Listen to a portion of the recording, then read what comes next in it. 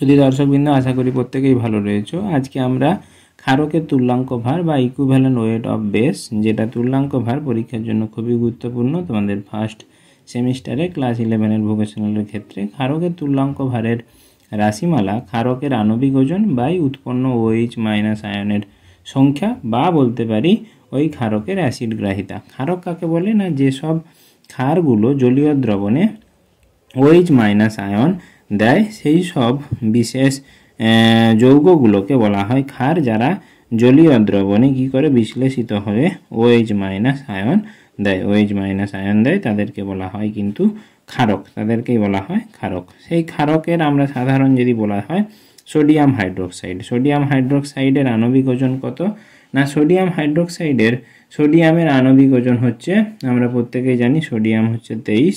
সোডিয়ামের সঙ্গে যুক্ত হচ্ছে অক্সিজেন কত না, আবার সোডিয়াম হাইড্রোক্সাইড যদি বিশ্লেষিত হয় কেমন করে না, Na প্লাস আর হচ্ছে OH মাইনাস, অর্থাৎ একটাই হাইড্রোক্সিল আয়ন দেয়, সেই হাইড্রোক্সিল আয়নের সংখ্যা হচ্ছে 1 এবং সোডিয়ামের হচ্ছে আমরা প্রত্যেকেই জানি 23, অক্সিজেনের হচ্ছে 16 এবং হাইড্রোজেন থাকে একটি, অর্থাৎ যোগ করলে হবে 23 যুক্ত 17 সমান হবে তোমার 40। সোডিয়াম হাইড্রোক্সাইডের আণবিক ওজন হচ্ছে 40 এবং একটাই OH মাইনাস আয়ন উৎপন্ন করে, এই জন্য NaOH এর তুল্যাঙ্ক ভার একে 1 দিয়ে ভাগ করলেই সেই 40ই হবে।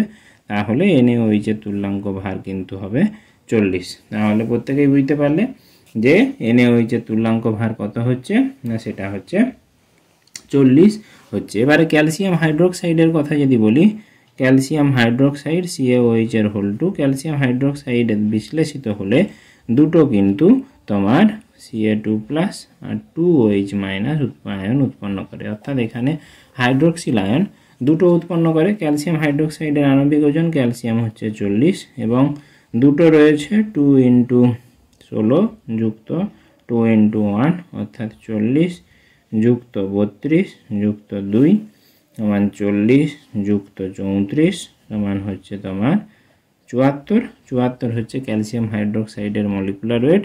তাহলে ক্যালসিয়াম হাইড্রোক্সাইডের তুল্যাঙ্ক ভার কত না, এর মলিকুলার ওয়েটকে যেহেতু দুটি হাইড্রোক্সিল আয়ন উৎপন্ন হচ্ছে, একে 2 দ্বারা ভাগ করতে হবে, তাহলে হবে 74/2, অর্থাৎ তোমাদের হবে 37, তাহলে 37 হচ্ছে তোমার ক্যালসিয়াম হাইড্রোক্সাইডের মলিকুলার ওয়েট বা ইকুইভ্যালেন্ট ওয়েট। অর্থাৎ বোঝা গেল তোমাদের ক্ষারকের তুল্যাঙ্ক ভার কী করে নির্ণয় করতে হয়।